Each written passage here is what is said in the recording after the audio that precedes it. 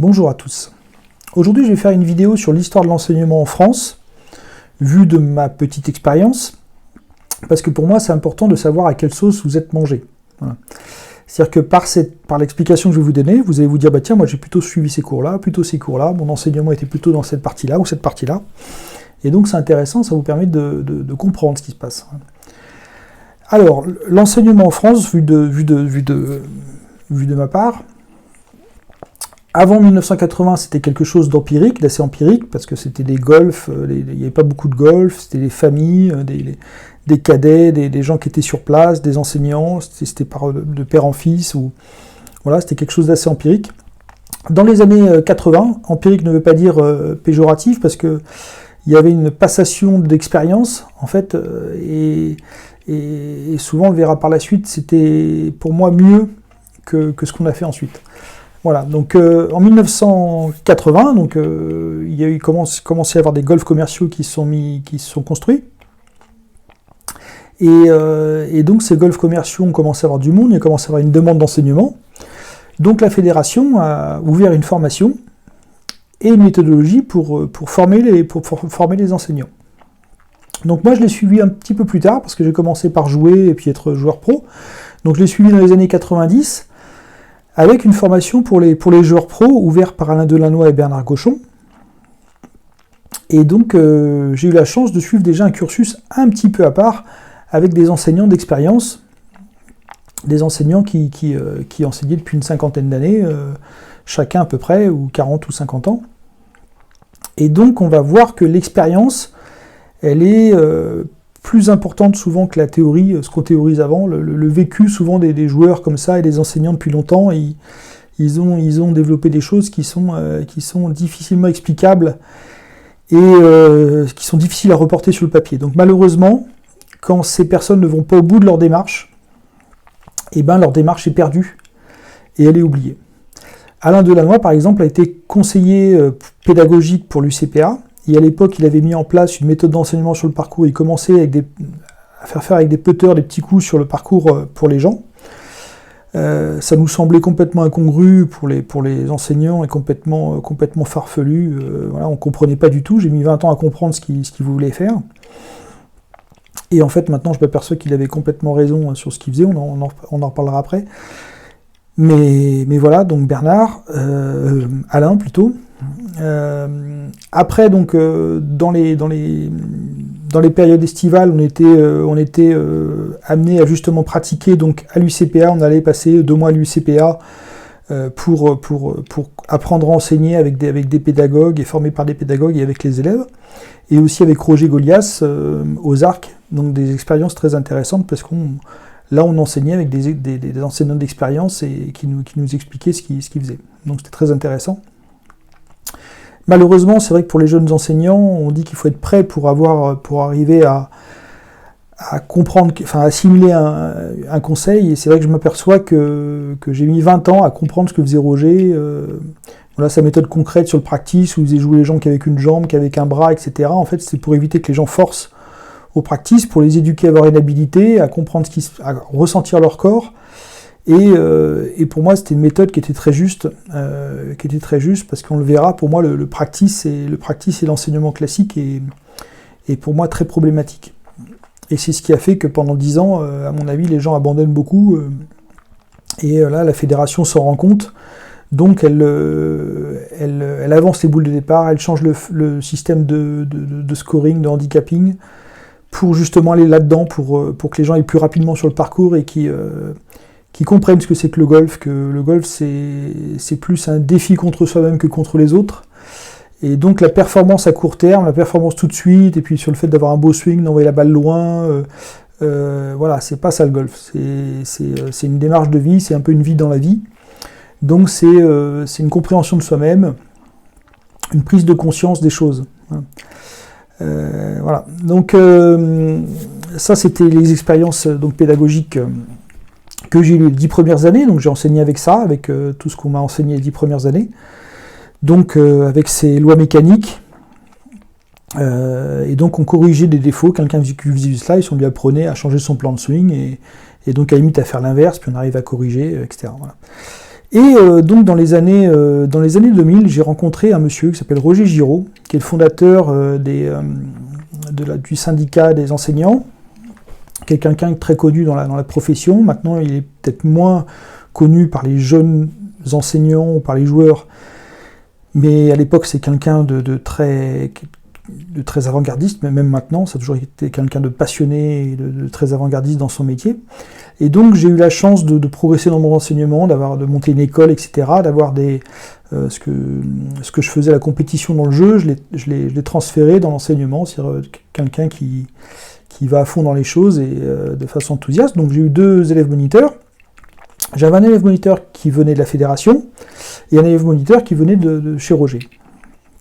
Et la fédération, à l'époque, elle était poussée par les lobbies des golfs commerciaux, des chaînes commerciales, et donc ils voulaient embaucher des enseignants pas chers pour pouvoir faire du business sur les cours.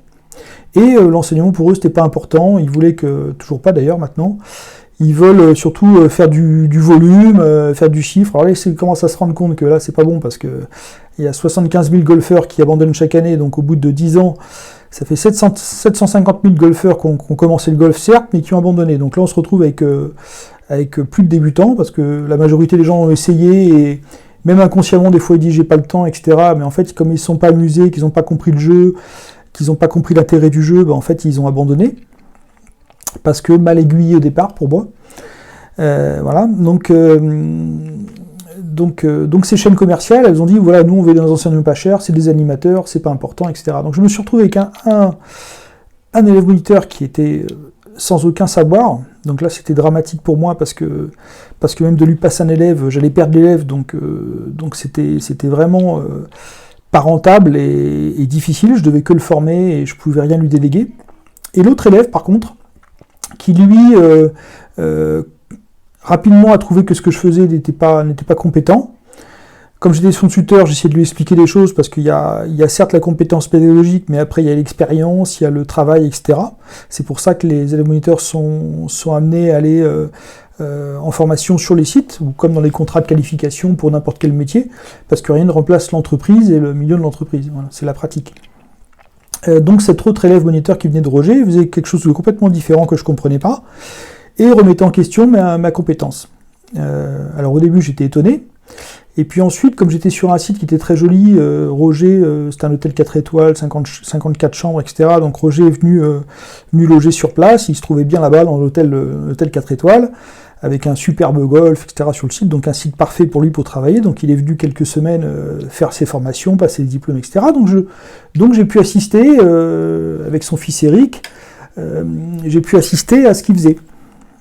Et donc là, je me suis rendu compte qu'il faisait quelque chose de complètement différent de ce que j'avais fait moi, et que ce que je faisais en fait depuis 10 ans n'était pas du tout bien, était complètement à côté de la plaque et n'était pas bien. Donc, pour résumer, grosso modo, moi je faisais attention à la trajectoire de la balle, à ce que faisaient les gens mécaniquement, etc. Alors que lui, en fait, c'était tout le contraire. En fait, il demandait aux gens de poser le club, et au début de faire des mouvements pour ressentir ce qui se passe et comprendre ce qui se passe. Donc en fait, il demandait de plus faire attention à tout ce qui se passait à l'extérieur, mais de se recentrer sur soi, sur ses sensations, pour comprendre ce qu'il fallait faire. Et naturellement, comme on faisait bien, les défauts partaient.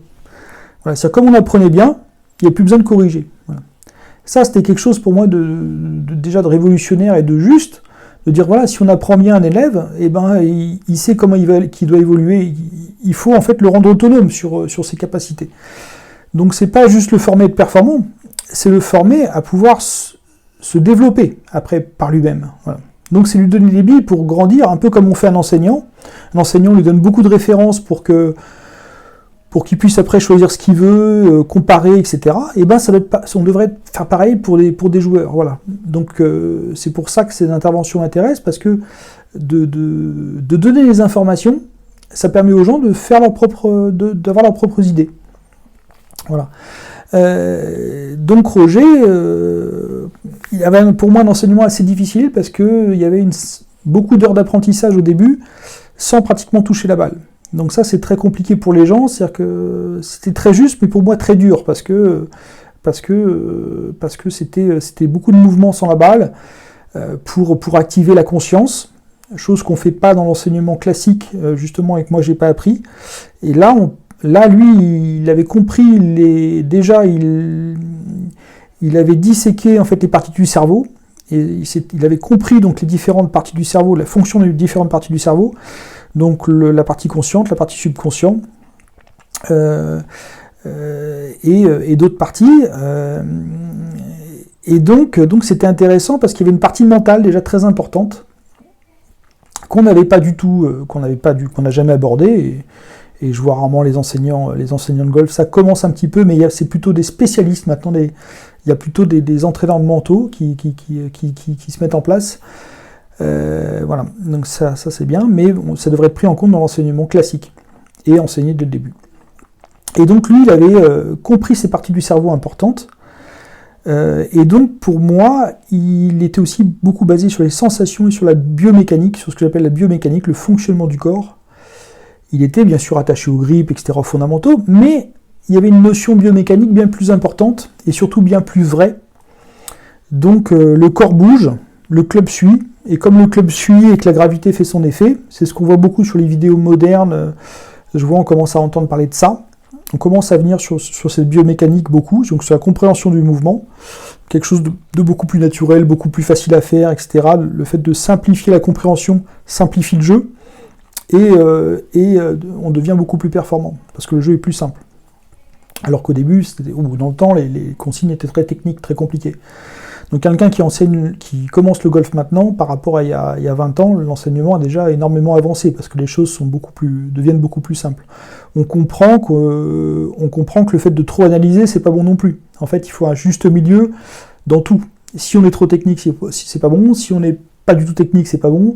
Voilà, donc il faut trouver une voie qui est cohérente, quoi. Donc Roger, pour moi, ce que j'appelle un premier choc pédagogique très important. Tout ce que j'avais fait depuis 10 ans, pour moi, n'était pas bon du tout. Ce qui comptait, c'était l'action du corps et l'activation de la conscience, du cerveau, etc. Pour moi, c'était quelque chose de très important. En fait, le subconscient ou la conscience, c'est ce que vous activez quand vous conduisez. En fait, quand vous conduisez, vous dites pas, tiens, je conduis, je bouge la main gauche, je bouge la main droite. Voilà. Donc ça, cette partie subconsciente, en fait, on est en train de se rendre compte qu'elle est aussi importante, même plus importante que la partie consciente, donc la partie analytique. Cette partie non consciente, elle est plus importante, en fait, et il faut savoir comment l'activer. Et ça, on ne l'explique pas aux gens. Et donc les gens sont constamment sur le parcours en disant voilà, il faut que je fasse comme ci, il faut que je fasse comme ça. Voilà, et au bout d'un moment, si on n'y arrive pas, on perd confiance. Comme on perd confiance, on y arrive encore moins bien, etc. Donc les gens, ils progressent les 5 premières années, et puis après, ils régressent, ils chutent dans leur jeu, quoi, sans comprendre pourquoi. Donc il faut une démarche de prise de cours au début, et en fait on a 95% des joueurs expérimentés, enfin des joueurs qui jouent depuis longtemps, qui ne prennent plus de cours, parce que en plus à l'époque quand on prenait un cours, on jouait moins bien après avoir pris un cours sans prendre de cours, donc logiquement on prenait plus de cours. Voilà. Donc c'est une formation problématique où les gens ont l'impression de bien jouer et de plus pouvoir progresser parce qu'ils vieillissent. Mais en fait, pour moi, c'est les bases de l'enseignement qui sont pas bonnes. Donc, Roger, premier choc technique important. J'ai pu digérer à peu près cette information, l'information de Roger pendant 6-7 ans, j'ai pu digérer son information. Donc comprendre ce qu'il faisait, travailler avec lui, voir l'élève moniteur qui travaillait sur le site et voir ce qu'il faisait. Donc c'était beaucoup sur le balancier, sur des petits gestes du balancier, sur des mouvements sans le club, pour sentir en fait quand on bouge, si on bouge avec le bas du corps ou avec le haut du corps, voilà, des choses de sensation et biomécanique. Donc Roger, premier choc technique. 7 ans après, le golf, c'était une chaîne japonaise qui avait 30 golfs dans le monde, 6 golfs en France, dépose le bilan. Donc je perds mon job là-bas. Et grâce à un ami, je reste un jour au chômage et je retrouve un autre emploi qui est sur un practice parisien. practice de Villiers-sur-Marne, sûrement quelques-uns d'entre vous connaissent, à côté du plus grand IKEA de France, donc à côté de la 4, donc un très beau projet. Donc je commence à enseigner là-bas avec un projet d'académie donc monté par Benoît Villemar et la société Victory Suite. Donc Benoît avait fait une méthode d'enseignement et donc il nous formait sur cette méthode et donc on devait mettre en place cette méthode là-bas. Ça a été pour moi le deuxième choc pédagogique très important, Benoît, parce que en fait il faisait la même chose que Roger, mais de façon complètement différente. Donc Roger pour moi c'était la technique, la théorie, c'est-à-dire qu'en fait il avait disséqué les choses et tout ce qu'il faisait était très juste. Par contre c'était pour moi lourd pour les élèves et beaucoup de travail, beaucoup d'analyse et donc juste, mais pour moi il faut quelque chose de plus simple à transmettre.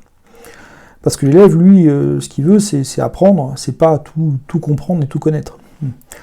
Donc Benoît, lui, il partait pareil sur des connaissances très importantes du cerveau, du subconscient, de la biomécanique, mais par contre de façon beaucoup plus pratique. C'est-à-dire qu'en fait, il a mis des exercices en place pour enseigner.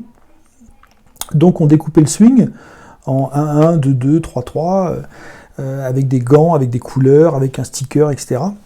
Et donc cet apprentissage, de dire voilà, on commence par un petit mouvement, donc c'est du 1-1, ça mouvement de l'horizontale, horizontal.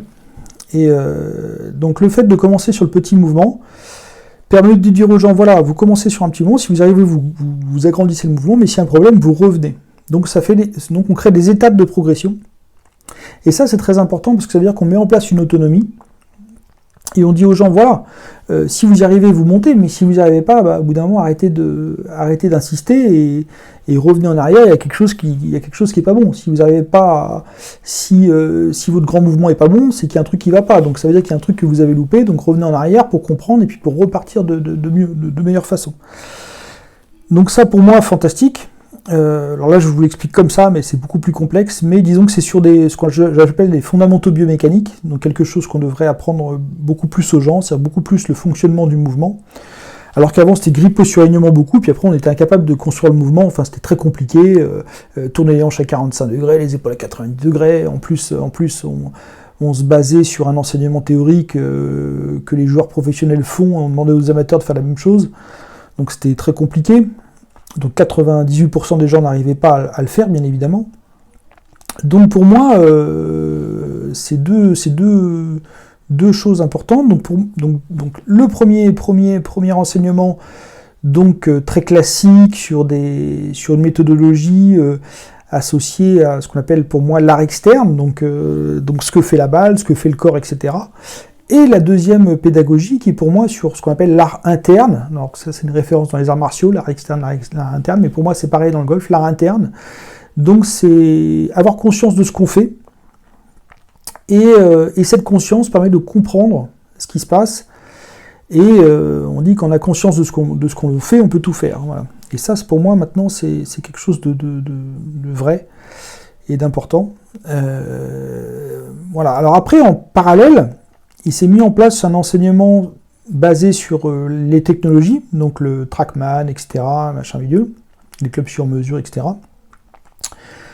Pour moi, ça c'est du business. Voilà. C'est du business, c'est-à-dire qu'on flatte l'ego des gens. Quelqu'un qui est 30 de handicap ou 20 de handicap, on va aller le mettre sur le Trackman, machin. Bon, quand vous voyez les trajectoires de balles d'un 20 de handicap ou d'un 10 de handicap ou d'un 15 de handicap, il y a des écarts de coups qui sont énormes, des écarts de trajectoire de balle qui sont énormes, des défauts, entre guillemets, c'est pas des défauts, mais des choses qui se font, qui se voient à l'œil nu. Donc il n'y a pas besoin d'avoir un Trackman. Pour moi, le Trackman, c'est à partir de 0 de handicap. C'est pour ajuster des petites choses et pour avoir des choses très précises. Parce que quand la balle va de 150 mètres ou à 300 mètres, là, à 1 ou 2 degrés près, effectivement, vous allez gagner de la distance, etc. Voilà. Et par contre, pour les amateurs en général, on devrait beaucoup plus mettre en place une graduation, de dire, voilà, au début, vous commencez par des choses simples, un enseignement sur, voilà, vous jouez sur le parcours avec des consignes simples, etc. Et puis après, quand vous progressez, plus vous progressez, plus vous êtes temps, plus vous êtes motivé, plus vous allez revenir vers l'entraînement